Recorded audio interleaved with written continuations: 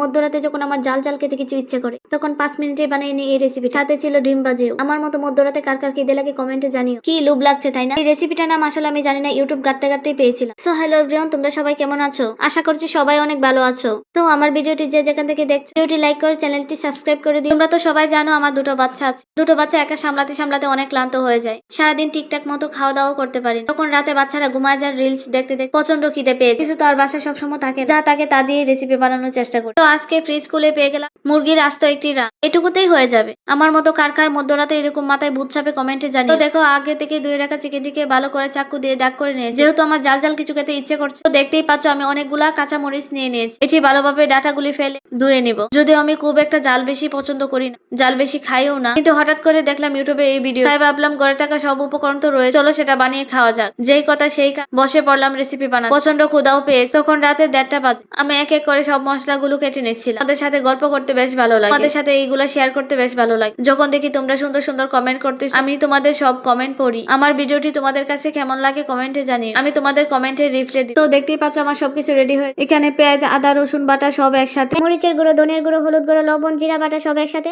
ভালোভাবে হাত দিয়ে মেখে নিলাম। যত সুন্দর করে মাখাতে পারবেন ততই খেতে মজা হবে। আমার মশলাটা মাখানো শেষ। এখন চিকেনটাকে ভালোভাবে মশলার মধ্যে দিয়ে ভালোভাবে হাত দিয়ে মাংসের গায়ে মিশাতে হবে।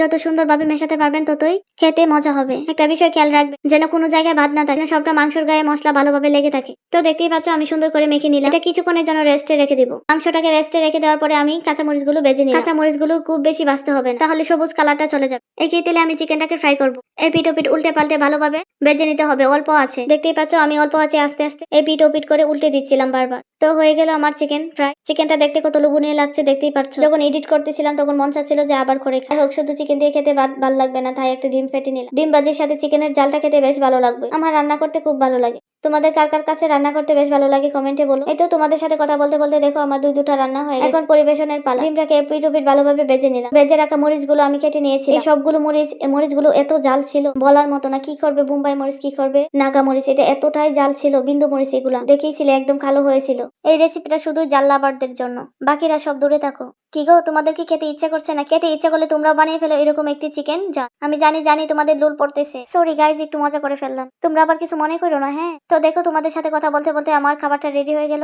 দেখে আর লোভ সামলাতে পারতেছি না। দেখো কত এমনি লাগতেছে, বসে থাকতে পারতেছি না গাই। এরকম খাবারের প্লেট যদি হাতে থাকে তাহলে কে বসে থাকতে ইচ্ছা করে বলো? যাই হোক তোমরা দেখো আর আমি খাই। বিসমিল্লাহ। তোমাদের খেতে ইচ্ছা করলে এখনই বানিয়ে ফেলো। এটা বানিয়ে একবার খেয়ে দেখো কেমন লাগে। গরম গরম ভাতের সাথে খেতে তো সেই লাগছিল আমার কাছে। খাবারটা সাধারণ কিন্তু খেতে কিন্তু দারুণ ছিল। তোমরা একবার হলেও বাসায় ট্রাই করো। কি যে মজা লাগতেছে গাইস, কি করে তোমাদের বুঝাবো।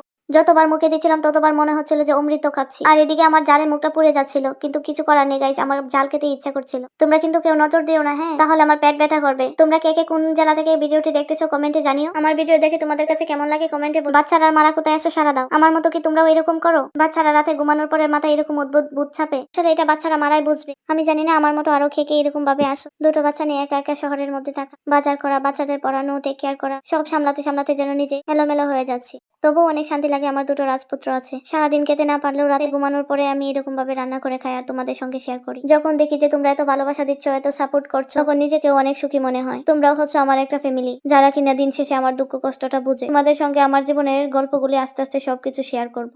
তোমরা আমার পাশে থাকবে তো? তোমাদের সাথে কথা বলতে বলতে খাবার প্রায় শেষের দিকে। আজ এই পর্যন্তই। দেখা হবে পরের কোনো ভিডিওতে। তো তোমরা সবাই ভালো থাকো, সুস্থ থাকো, আর আমার জন্য দোয়া করো। আমাকে যেন আল্লাহ অনেক ধৈর্য দেয়। তো তোমাদের কাছে একটা অনুরোধ থাকবে, ভিডিওটি লাইক করে চ্যানেলটি সাবস্ক্রাইব করে দিও, অল বাটনে ক্লিক করে দিও, তাহলে আমি নতুন ভিডিও আপলোড করার সাথে সাথে তোমরা নোটিফিকেশন পেয়ে যাবা। আজকের ভিডিও এই পর্যন্তই। সবাই ভালো থাকবা, সুস্থ থাকবা। আল্লাহ হাফেজ। নিজের প্রতি টেক কেয়ার করো।